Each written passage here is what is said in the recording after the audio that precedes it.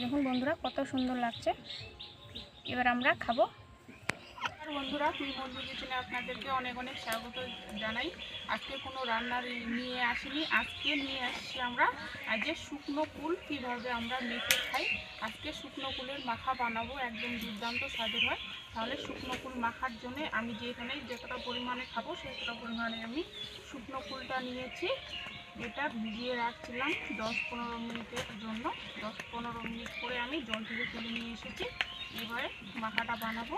মাখার জন্য আমি 2টো কাঁচা লঙ্কা নিয়েছি, শুকনো লঙ্কা নিয়েছি, লবণ নিয়েছি, চিনি নিয়েছি, আর শুকনো লঙ্কা গুঁড়ো, লঙ্কা কুচি আর মশলা গুঁড়ো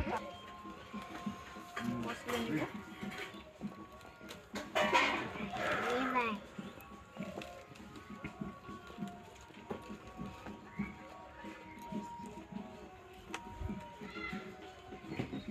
অবশ্যই ভালো লাগবে।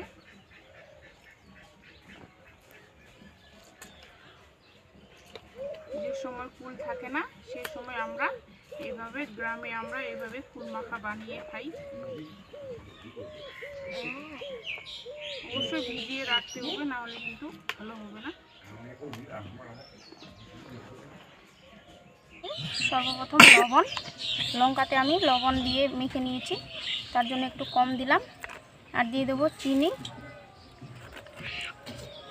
এই ফুলটা একটু টক, তার জন্য চিনিটা আমি বেশি দিলাম। আর শুকনো লঙ্কার গুঁড়ি 1 চামচ।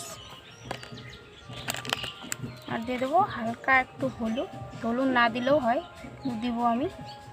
আর দিয়ে দিচ্ছি কাসুন। আর এখানে চাট মশলা আর জিরে মশলার গুঁড়ো, একটা ভাজা মশলা বানিয়েছি। আর দিয়ে দেবো ধনেপাতা কুচি। আর দিয়ে দেবো তেল, সর্ষের তেল। এটা এবারে মেখে নেব।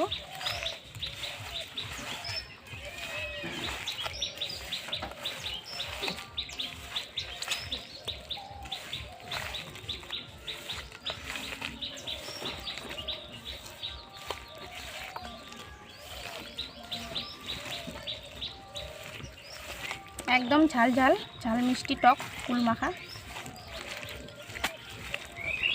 এই যে দেখুন বন্ধুরা কত সুন্দর লাগছে। এবার আমরা খাবো।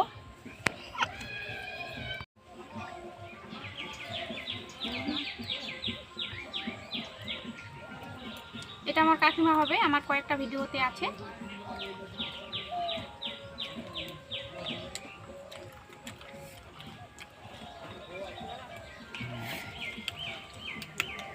সত্যি বন্ধুরা খুব সুন্দর, একদম শুকনো কুল মাখা।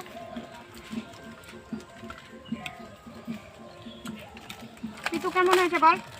Tasty, super. খুব ভালো হয়েছে বন্ধুরা, আপনারাও বাড়িতে বানিয়ে খাবেন।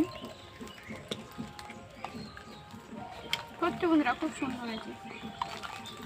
যখন কুল পাওয়া যায় না, এইভাবে কুল মাখা খাওয়ার ইচ্ছে করলে এইভাবে বানিয়ে খাবেন, অবশ্যই ভালো লাগবে। তাহলে আমার ভিডিওটা যদি ভালো লাগে থাকে তাহলে লাইক কমেন্ট শেয়ার করে দিবেন, আর কমেন্টে অবশ্যই জানাবেন।